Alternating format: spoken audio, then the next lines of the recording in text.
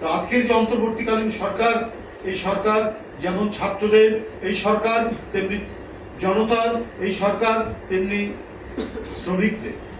সুতরাং এই সরকার তো সবগুলো খুঁজে নিয়ে এদেরকে পুনর্বাসন করার সবচেয়ে বড় দায়িত্ব।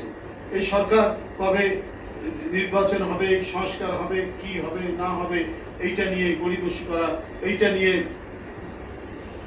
এক এক সময় এক এক কথা বলা, এটা তো মানুষ কখনোই কাম্য বলে মনে করে না।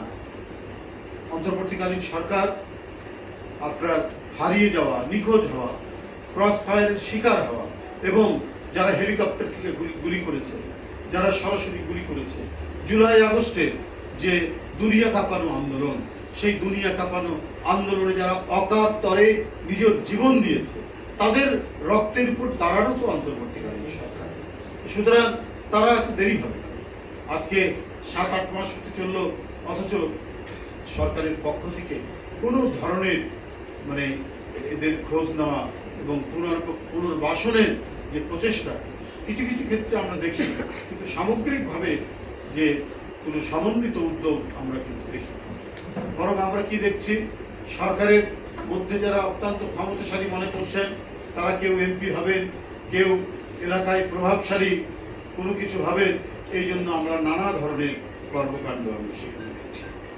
আমরা গতকালকেও বলেছি সেই সিরাজগঞ্জ থেকে যে কুমিল্লার মুরাদনগরে বিএনপির নেতা কর্মীদেরকে হঠাৎ করে গ্রেপ্তার করা শুরু হয়েছে এই ঈদের প্রাক্কালে।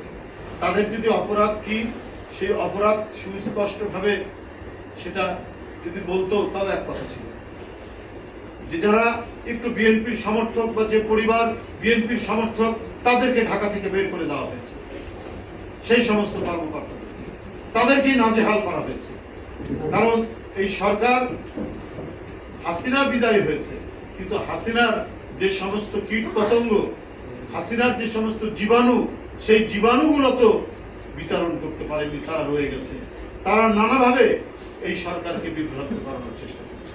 আমাকে বহু কর্মকর্তা বলেছে, যারা হয়তো ছাত্র জীবনে ছাত্র দলের মিছিল করেনি, কিন্তু সমর্থক ছিল, তার বাবা হয়তো এলাকার বিএনপির কোনো ইউনিয়নের সভাপতি, এটা খোঁজ করে তাকে ঢাকার বাইরে দিয়ে দেওয়া হচ্ছে এবং দূরবর্তী পোস্টিং দেওয়া হচ্ছে। হাসিনার আমলে যদি বিএনপির কোনো কানেকশন পেত, অর্থাৎ